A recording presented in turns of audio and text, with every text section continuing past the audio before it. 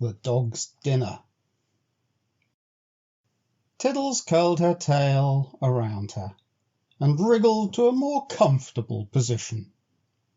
She was in her deluxe faux fur donut-hooded snuggle bed, which her people had bought for her birthday. Well, that was what they thought, but being only people and not cats, they appeared not to understand that cats considered themselves to have 4 birthdays a year, 1 for each season. This 1 birthday a year nonsense was clearly something they had made up to shirk their responsibilities as cat carers. Owners was not a word Tiddles ever used or forgave. The bed was comfy enough, but she felt there was something missing. She did not feel absolutely and totally satisfied. Could it be the temperature? No, it was pleasantly warm with no draughts. Could it be the noise? No. There was the mild susurration of a light breeze in the leaves of her favourite tree just outside the window. But that was all. Was it hunger?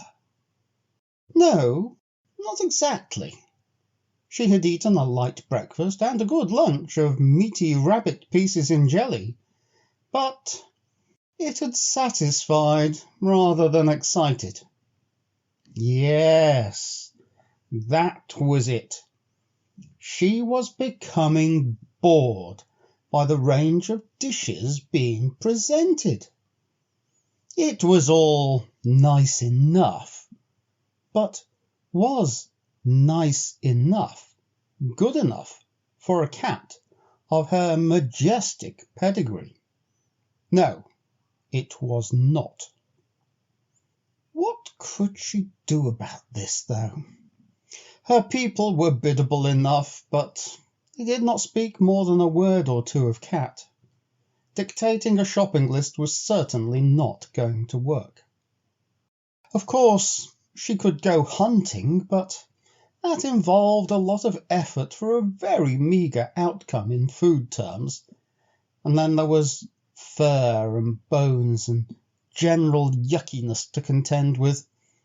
No, hunting was about the thrill of the chase, not food.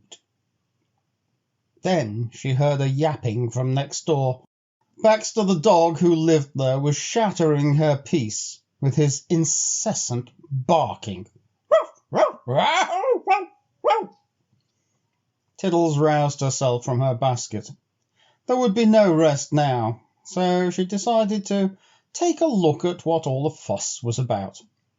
Through the lounge, the kitchen, the cat flap, and in a few bounds she was up in her tree, with a good view of the next-door garden.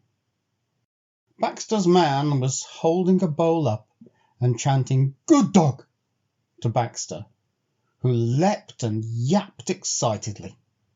The bowl was eventually set down, and Baxter leapt on it, gobbling up its contents greedily. What sort of animal would subject itself to such a pantomime for a bowl of food? A dog, that's what sort of animal, thought Tiddles.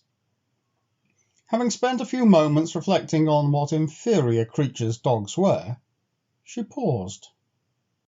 He was certainly very excited by what was in that bowl.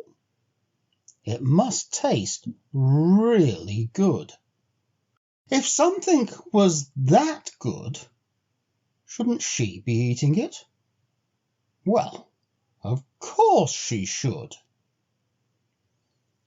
A plan started to form in Tiddles' head. Dogs, she knew, seldom ventured out at night.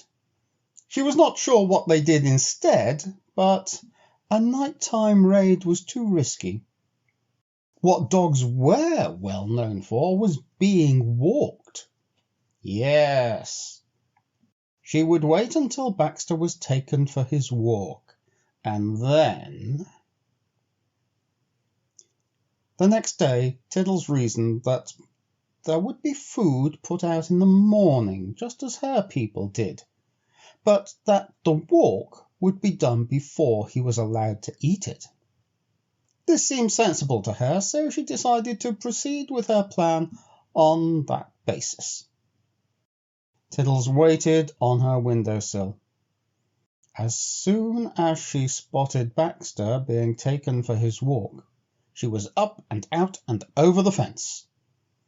There was a flap in the back door similar to hers, so she pushed through and into the kitchen.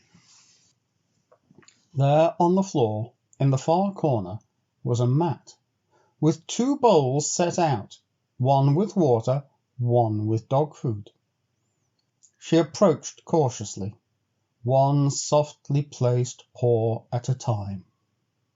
She sniffed at the bowl of brown chunks. It was not that appetizing. Surely it would taste better than it smelled. Lowering her head into the bowl, she took a big bite. She coughed, she spat, she hissed. It was revolting. It was the worst thing she had ever eaten, and she had eaten spiders. She heard footsteps coming and darted for the flap in the door. It wouldn't move. Baxter's woman came into the kitchen and took in the scene at a glance.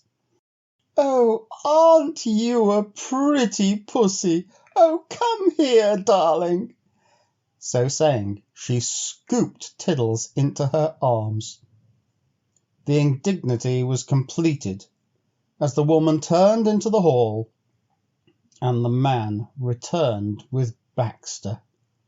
"Oh, look at this," said the woman.